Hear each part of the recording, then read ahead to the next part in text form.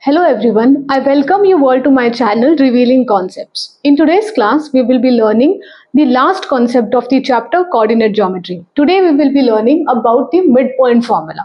Our agenda for today's class would be to know the midpoint formula, to solve a problem using this midpoint formula, and finally we would be seeing the real life applications of midpoint formula in various areas. So let's start.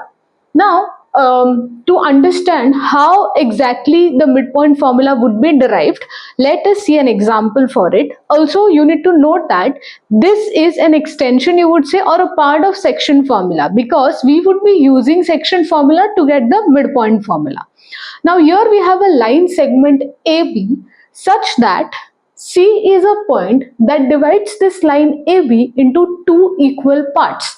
So C is known as the midpoint of AB because it is going to divide this line AB into two equal parts.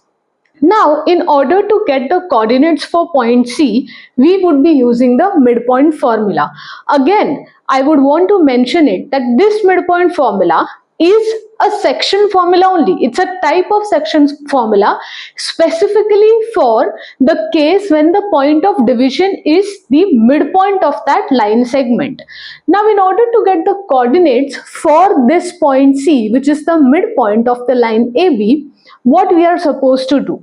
Now, we see that this line AB is divided into two equal parts. So, if let's suppose your line AB is of length 6 centimeter, and if this is the midpoint, let's say again the point C, then what would be the length of AC? It would be 3 centimeter, and length of CB would also be 3 centimeter. Again, if it's 8 centimeter, then this would be 4 centimeter and this would be 4 centimeter. So, and now when you try to take the ratio of these two parts, ratio of AC and CB. So 3:3 would be reduced to 1:1. Similarly, when you try to take the ratio of 4 and 4, so 4:4 again would be reduced to 1:1. So no matter what the length of the line is, if the line gets divided by the midpoint of that line segment, it is divided into the ratio 1:1. And that is why in the case of midpoint, the ratio of division of the line is always 1:1. Hence, your m is to n ka value is 1:1, where m would be 1 and your n would be 1. So, irrespective of whatever would be the length of the given line segment, in case of midpoint division, if your point of division is a midpoint, always the default value of m is to n would be 1:1. Hence, the value of m would be 1 and the value of n would be 1. Now, we would be using this in the section formula to get the general formula for the midpoint. So here if you see, A has coordinates x1 and y1, B has coordinates x2 and y2. I have used the normal section formula to get the coordinates for C. Now, since we don't know what is x1, y1, these are the general coordinates. But we do know what is the ratio in which the line gets divided. That is, we know the value for m and n. That is why we would be substituting the value for m and n in this equation. So let's substitute the value for m and n over here. So I would get 1 into x2 plus 1 into x1 upon 1 plus 1. Wherever there is m, wherever there is n, I am going to substitute it as 1. Similarly, I would get 1 into y2 plus 1 into y1 upon 1 plus 1. Then anything into, like 1 into x2 would be x2, x1 upon 2, y2 plus y1 upon 2. Now, since your addition is commutative, therefore I can write this as x1 plus x2 upon 2 and y1 plus y2 upon 2. And this is your midpoint formula. So if at all in any problem you have been asked to find the coordinates of the midpoint of a line segment, then you are directly supposed to use this formula. And in this case, if you see, normally, whenever you are asked to find the point of division using the section formula, there are two sets of data that you need to know. First is you need to know the coordinates for the endpoints, as well as the ratio in which the line gets divided. These are the two things that you must have in your hand in order to get the coordinates for the point of division. But in case of midpoint formula, you just need the endpoints and your work is done. So you just need the values for x1, x2, y1 and y2. Once you have these values in your hand, you can simply substitute them in this formula and get the coordinates for midpoint of a line segment. Note that this formula is only applicable if the point of division is a midpoint. That is, it divides the line segment into two equal parts. So now that we have gone through the midpoint formula, let us solve a problem using midpoint formula. Now here, this is a bit high level problem wherein there won't be direct application of midpoint formula, but yes, it would be used to get the values of the missing variables over here. So let's see what the question says. The question says that if coordinates 1, 2, 4, 5, x, 6 and 3, 5. So there are these four coordinates that are given to you, and the question says that if these are the vertices of a parallelogram. Again, I always mention in my videos that you need to always look for the important keywords in the question, and over here the important keyword that you get is parallelogram. Now why did I highlight this? You would know further when we are solving the problem. There is some reason why this information is given to you. So if these four coordinates are the vertices of a parallelogram taken in order, meaning 1, 2, 3, 4, you are supposed to find the missing values, that is the value for x and y. So here I have drawn a parallelogram A, B, C, D, and I have taken the points as 1, 2, 4, 5, x, 6 and 3, 5 in order. Now, as I have told you that the fact that it's a parallelogram and it is given to us, it is not just for the sake of giving they have given. We have to use this fact. And how are we supposed to use this fact? So we know that the diagonals, which in this case is AC and BD, right? So the diagonals of a parallelogram bisect each other. Now when I say diagonals of a parallelogram bisect each other, it means that the meeting point of these two diagonals, right, that is point O, this is the point which divides both these line segments into two equal parts. And if O divides these two line segments into two equal parts, it means that this O is the midpoint, right? So I'll once again repeat that in a parallelogram, the diagonals bisect each other. Now the word bisect is of great importance because it tells us that both the lines get divided into two equal parts because of the point of intersection. So here the point of intersections of these two diagonals forms the midpoint. So point O is the midpoint for diagonal AC as well as it is the midpoint for diagonal DB. So if point O is the midpoint for both the lines and it is the common midpoint, can I equate both these midpoints to each other? That is, can I say that midpoint of line AB, line AC is equal to midpoint of line segment BD?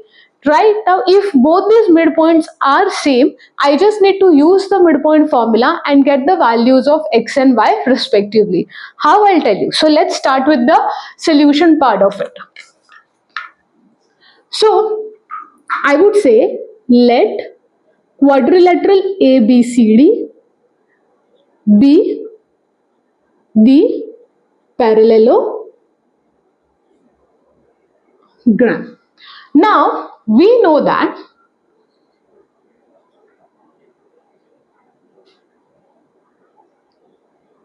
in a parallelogram,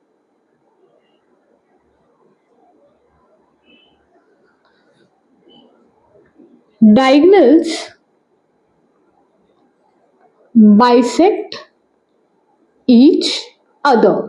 Now stating this statement or writing this statement is very important because you're going to make use of the fact that the diagonals bisect each other. Hence, this is very important. Diagonals bisect each other. Therefore, by midpoint formula,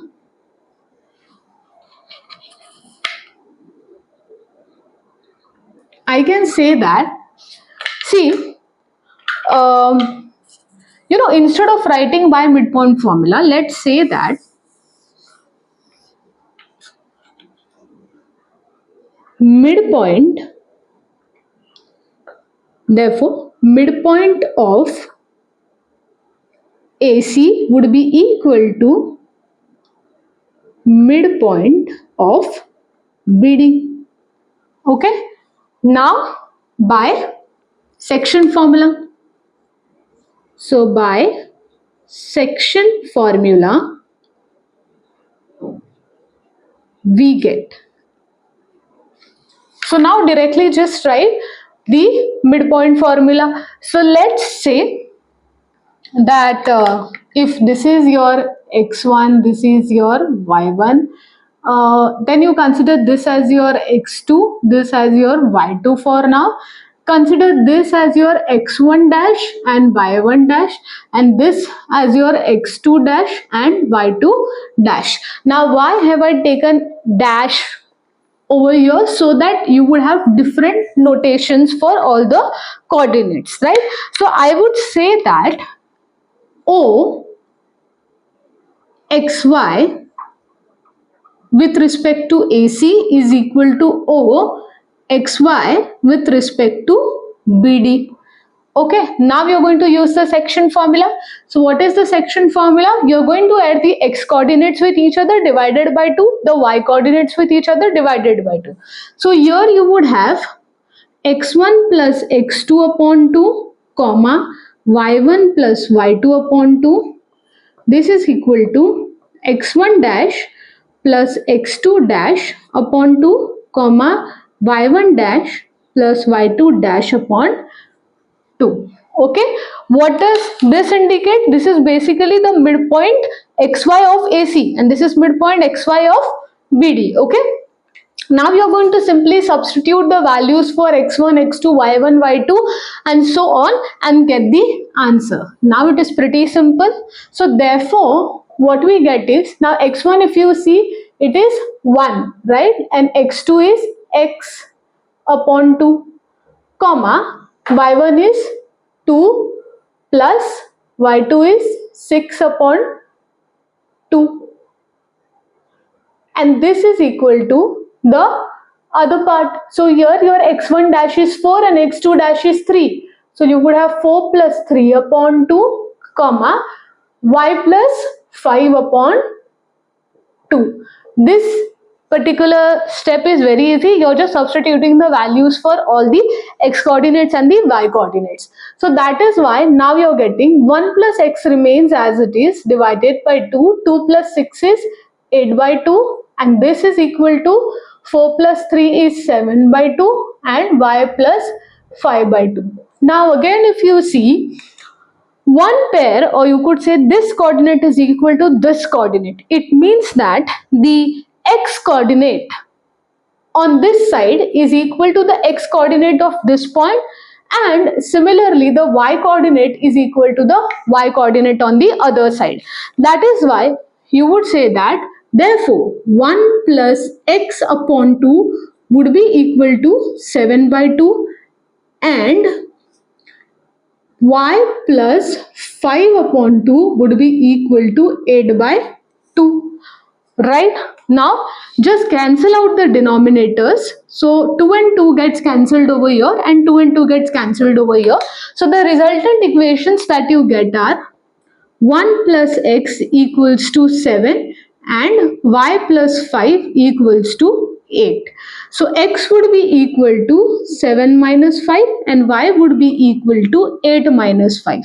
So x in this case is 6 and y in this case is 3. Therefore, the value for x in this case is 6 and value for y in this case is 3, and that is how we are done with the problem. Once again, what did we do? We used the fact that the given quadrilateral is a parallelogram, and if it's a parallelogram, the diagonals bisect each other. If the diagonals bisect each other, it means that they have the same midpoint or the common midpoint. Now if the midpoint is common, it means that midpoint of AC would be equal to midpoint of BD. So by using Not section formula. I am so sorry. It shouldn't be section formula. It is midpoint formula. It's my mistake. By using midpoint formula, we get the next thing, that is x1 plus x2 upon 2, y1 plus y2 upon 2, and the other side also we are getting the same thing. Now once we have reached here, we are going to equate the x coordinate with the x coordinate, y coordinate with the y coordinate, and get the value of x and y. And with this we come to the end of the problem. So we started with the midpoint formula, then we solved a problem using this. So here if you see, now that we have understood this concept of midpoint formula and its usage in mathematics, let us see some of the real life applications of the midpoint formula, where exactly it is used. So here if you see, I have noted down very few applications, but there are many applications of this formula in real life. These are few important ones which I think you would be also able to understand very easily. The first one is midpoint formula, or you would say, or I would say, this concept of midpoint is majorly used in civil engineering and urban planning. Now what is this civil engineering and urban planning? So when you plan how to build a city, or what would be the general structure of a city, or if you're supposed to construct highways, if you're supposed to build buildings, if you're supposed to construct any hospital, so how is midpoint used in such cases? So I would tell you, let's say that a bridge is to be constructed, right? So the civil engineer would first of all look for the length of the bridge, then the civil engineer would estimate its midpoint, and then he would tell the workers that this is the point at where you should place the tallest tower. Now why he would be placing the tallest tower over there? Because that tallest tower would be responsible for balancing the entire bridge. So the balance of entire bridge depends upon the midpoint, and that is why knowing the midpoint of the bridge is very important, right? So that is what I have written here, that in order to place the tallest support tower for balance, midpoint is used. Now next is, in this only civil engineering and urban planning, there are certain critical infrastructures. Now what do you mean by critical infrastructures? Critical infrastructures are basically the important ones, the vital ones. Now what are the important and vital infrastructures that that are there? So hospitals, then you have the fire brigade offices, then we have schools also. So these are certain important critical infrastructures that whose placement is very important. So let's say that there is an area, and now this is an area, or you would say this is a town basically, right? So there would be buildings over here, there would be houses, there would be people living all over this area.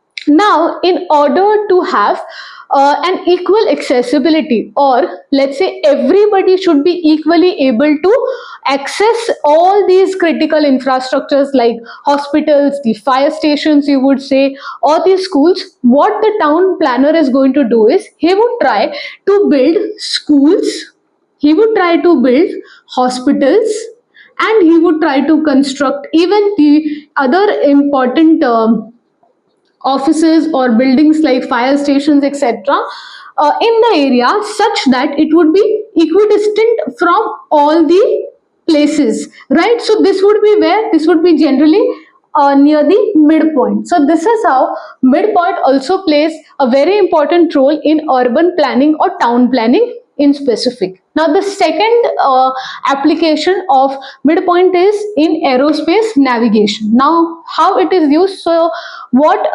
the engineering department of an aerospace agency would do is, they know their flying path, right? So they would see that if our aeroplane is going to fly from position A to position B, so at least at the midpoint of this distance from A to B, there should be a refueling station, there should be an emergency landing station, and that is how they are deciding their place for the airport or other things, right? So that is how. So here if you see, halfway point for refueling and emergency landing is something that has been taken into consideration by the aerospace agency, and that is how they would be deciding the flying path for their aeroplanes. Again, it is also used in space satellites. Now how it is used in space satellites?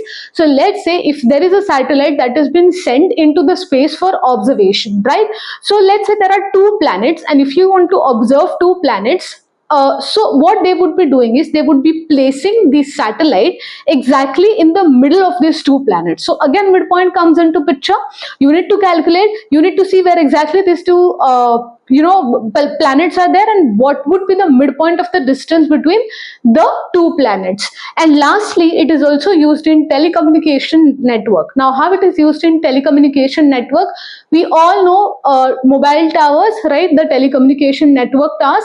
So they are placed, right? It's the same logic. They would be placed in such a location that there would be maximum coverage that would be ensured by its placement. So it shouldn't happen that, the tower is placed over here and then people over here are not able to enjoy the benefits of it, are not getting proper network. So there's no point of this tower. It is not serving its purpose. But if it is placed exactly in the middle, then it would be able to serve its purpose. The network would be divided equally to rest other parts. So the three main areas, apart from this there are other areas as well, but these are the three areas where it is extensively been used, like the civil engineering and urban planning, aerospace navigation, and telecom network for the maximum coverage. So students, with this we come to the end of today's class, and before ending of today's class, I would just like to revise what we have done. We started with the midpoint formula, then we solved a problem using the midpoint formula, and finally we saw all the real life applications of midpoint formula. I hope you have enjoyed today's class. So thank you so much, and see you in the next class.